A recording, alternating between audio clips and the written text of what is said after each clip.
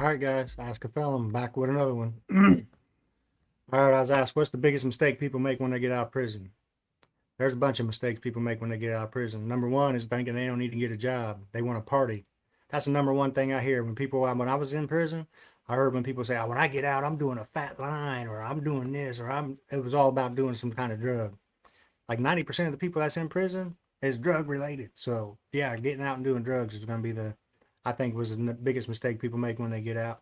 That and thinking that they're going to slide through on parole or are going to slide through on probation or house arrest instead of realizing in my head how I made it through there was first I was in work release, then I went to house arrest. So in my head, I was thinking, you know what, work release sucks bad, but I could be doing this time in prison. At least I get to get out and feel normal for a while. And then I made it to house arrest. Even though it sucked, it's at least you're home. You could be doing that time in prison. So your number one mistake people make, I think they forget about prison is what it is. Because I know I didn't. I know the first thing I thought was, nope, is this worth going back to prison? Is this staying out extra 15 minutes late and pushing it worth going back to prison? Nope, sure ain't.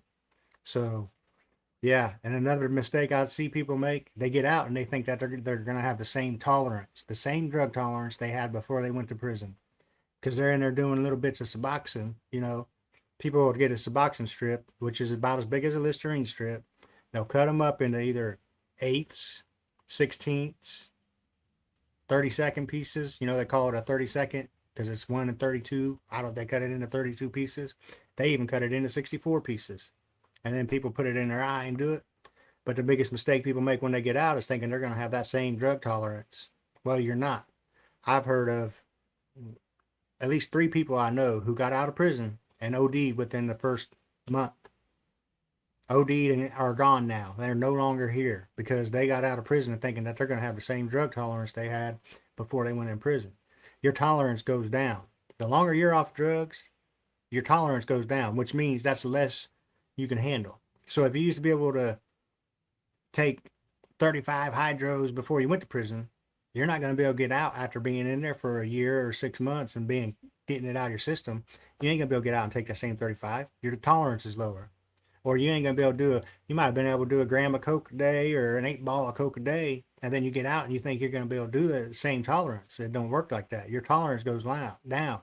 So it takes less to get high on than it did before you went into prison. So that's the number one I've seen people do. That's the biggest mistake I've seen people do when they get out of prison, is they think that they're going to handle the same amount of drugs that they used to. Or they just start back up doing drugs, period. That's the biggest mistake, getting back on drugs, thinking you're going to do it one time. Or I made the same mistake by smoking, and I did the same shit. I got out and I did Suboxones. I thought about it and I'm like, all right, well, I ain't got a drug test until I got a week before I have to see my drug test person. So I'll be okay. Or if I just do a little bit, I'll be all right. It ain't gonna show up.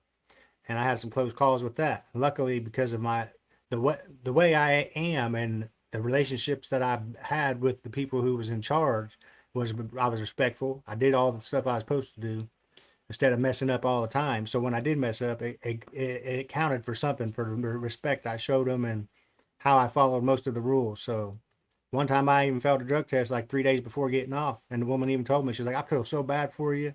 You jumped the gun.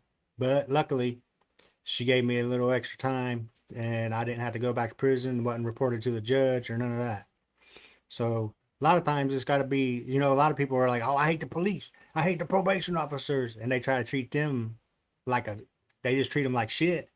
And then they wonder why, as soon as you mess up one little time, you end up getting the book thrown at you. Well, it's because you treated them like shit and they remember that.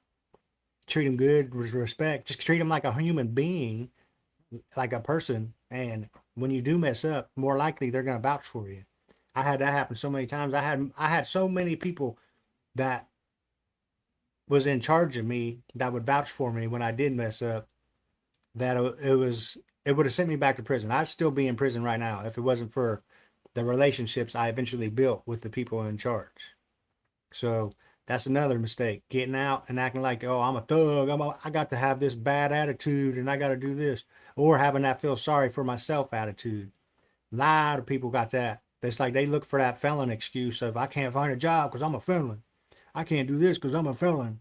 Well, I'm gonna tell you right now, I was a felon. I was on the run. I was on the run for 5 years and I still made money. So that's an excuse.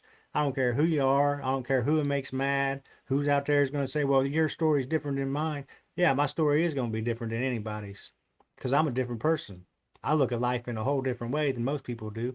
Most people go to prison and then they get out and they're like, I ain't worried about it. I'll go do me a little 6 month bit. I'll do me a 6 month bit. Well, you must not have nobody you care about if you're willing to go do a 6 month bit. I mean, I just don't understand that thinking. So yeah, that's another mistake people make. They start saying, "Oh, I can't do it because I'm a felon. I can't do this because I'm a felon." Well, I was on the run and I have felony warrants out, and I still survived for 5 years by finding work. There's this Craigslist. There's all kinds of other things on the internet you can use to post work. You got to put some effort into it. That's all there is to it. You can't sit around and feel sorry for yourself saying, "I'm a felon. I'm a felon." I've heard so many people say that. I can't get a job because I'm a felon. Bullshit. You can get a job if you're a felon. You just have to do hard work. You can find landscaping, you can find roofing, you can find construction. Now it ain't gonna be some cake job where you sit behind a register all day or you sit in a cubicle all day and you ain't gotta do nothing. Yeah, you're gonna have to work, but staying active that's part of life. Stay active and it just helps you overall. Period. And it's usually decent money. Landscaping's usually decent money. Roofing's usually decent money. Construction's usually decent money. You can find it out there. You just gotta look and try. So that felon, nah, that's an excuse, flat out. That's another mistake. That's another mistakes. Getting out, getting high, thinking that you're gonna have the same tolerance, having a bad attitude toward the people in charge of your freedom, and then using that excuse you're a felon, you can't get nothing. Or I got tattoos, I can't. Nobody wants to hire somebody tattoos. That's why I got my tattoos stopping at my neckline. To where if I need to cover up, and then my arms, my face all tattooed up and all that because I knew that's going to look bad when you go to get it. The impression it puts on people when you apply for a job.